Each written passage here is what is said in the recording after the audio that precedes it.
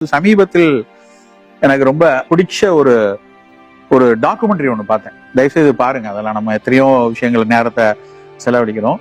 Secrets of blue life அப்படின்னு ஒரு நெட்ஃபிளிக்ஸ்ல இருக்கு. உலகத்துல அந்த ப்ளூ ஜோன், அந்த ப்ளூ ஜோன்ல இருக்கக்கூடிய ஒரு 4 இடத்த ஒருத்தர் 20 வருஷமா ஃபாலோ பண்ணியிருக்காரு. டான் பிரெட்னர் நினைக்கிறேன், டான் பெட்னர் அது பேர். அவர் சீக்ரெட் ஆஃப் ப்ளூ ஜோன் போட்டீங்கன்னா வந்துடும். அதுல ஒக்கினாவா அப்படின்னு ஒரு ஜப்பான்ல உள்ள ஒரு இடம், அப்புறம் இத்தாலியில உள்ள ஒரு இடம், ஒரு காஸ்டாரிக்கால உள்ள எல்லாமே ஒரு தீவுகளுக்கு பக்கத்துல தீபகற்பங்களா அப்படி இருக்கக்கூடிய அந்த ப்ளூ ஜோன்ல இருக்கவங்க. எதனால அந்த இன்ட்ரெஸ்ட் அப்படின்னா, அந்த ஊர்கள்ல இருக்கக்கூடிய சராசரி ஆயுட்காலம் 103. பெரும்பாலானவங்க 103, 105 இருக்காங்க. அவர் என்ன பண்ணிருக்காருன்னா, அந்த ஊர்ல உள்ள கல்லறைகளை ஒரு ஷாட் இருப்பாரு அந்த டாக்குமெண்ட்ரியில. எல்லார் பேர்லயும் எவ்வளவு வயசு பாருங்க அப்படின்னா 117, 116, ஒய்ஃப் 117, ஹஸ்பண்ட் 112, அப்படி எல்லாரும் 115 வயசு வரைக்கும் இருந்திருக்காங்க. அப்போ ஒரு பாட்டி மாட்ட போய் பேட்டி கேட்கிறாரு. அவங்க 102, 103. அவங்கள்ட்ட இங்க ஏன் எப்படி எல்லாருக்கும் ஆரோக்கியமா இருக்கீங்களே அப்படின்னா, அந்த அம்மா ஒரு 4-5 பாயிண்ட் சொல்லுது. நம்ம எடுத்துக்கலாம், அது ஜப்பானுக்கு தான் சரியா வரும்லாம் கிடையாது. அந்த அம்மா சொல்ற பாயிண்ட் என்னன்னா, ஃபர்ஸ்ட் சொல்றது நான் விவசாயம் பண்றேங்க அப்படின்னு. எனக்கு ரொம்ப பிடிச்சது. விவசாயம்னா அவங்க ஒரு 5 ஏக்கர்ல போய் விழுதுலாம் இல்லை. அவங்க தோட்டத்தை சுத்தி தினம் செடியை தினம் ஒரு சின்ன சின்ன செடியை நட்டுறது, சின்ன சின்ன பூக்களை எடுத்து கோர்த்து வைக்கிறது, காய்கறிகளை எடுத்து கொண்டு வர்றது, அதுல உள்ள கீரைகளை சமைக்கிறதுக்குரிய சில இடத்துல ஸ்பினாச் வச்சிருக்காங்க. அப்புறம் பக்கத்துல கடல்ல சீவீடு எடுத்துட்டு வராங்க.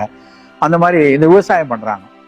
ஒரு பர்பிள் கலர் பீட்ரூட், நம்ம ஊர்ல பீட்ரூட் பர்பிள் கலர் சக்கரவள்ளி கிழங்கு, பர்பிள் சக்கரவள்ளி கிழங்கு நம்ம ஊர்ல கொஞ்சம் சிவப்பா இருக்கு. அந்த இது பார்த்தா பர்பிள் கலர்ல இருக்கு. இங்க இருக்கான்னு தெரியல எனக்கு. அந்த சக்கரவள்ளி கிழங்கு தான் அவங்களுடைய ஒரு ஸ்டேபிள் ஃபுட். அப்புறம் மீதி இருக்குது ஃபிஷ், அங்க இருக்கிற தூணா, சால்மான், அந்த மாதிரியான ஃபிஷ். அப்புறம் சீவீடு, அப்புறம் கொஞ்சம் காய்கறிகள், இந்த மாதிரி ப்ரொக்கோலி, அப்புறம் அந்த ஸ்பினாச் உடைய வகைகள், இதெல்லாம் வச்சு சாப்பிட்றாங்க. அப்புறம் அதுல ஒரு ஜாப்பனீஸ் சொல் ஒன்னை சொல்றாரு. நான் சரியா சொல்லலாம்னு தெரியல.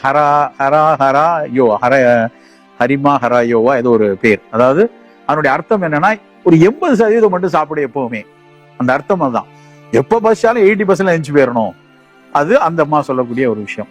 அப்புறம் வழக்கம் போல ஜப்பானீஸ் அவங்க சொல்லக்கூடிய இக்கிகாய் வாழ்க்கை முறை இருக்கு இல்லையா, அது நீங்க நிறைய படிக்கலாம். அதுல இக்கிகாய் பத்தி, அந்த பரபரப்பு இல்லாத வாழ்க்கையை பத்தி, அந்த இக்கிகாயை பத்தி சொல்றாங்க.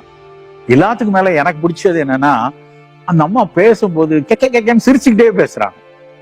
ஒரு சென்டென்ஸ் சொல்லும் போதும் ஒரு சிரிப்பு இருக்கு அவங்கள்ட்ட. அந்த சிரிச்சு ஏன் தெரியுமா, அவங்க ஜாப்பனீஸ் மொழியில பேசுறாங்க.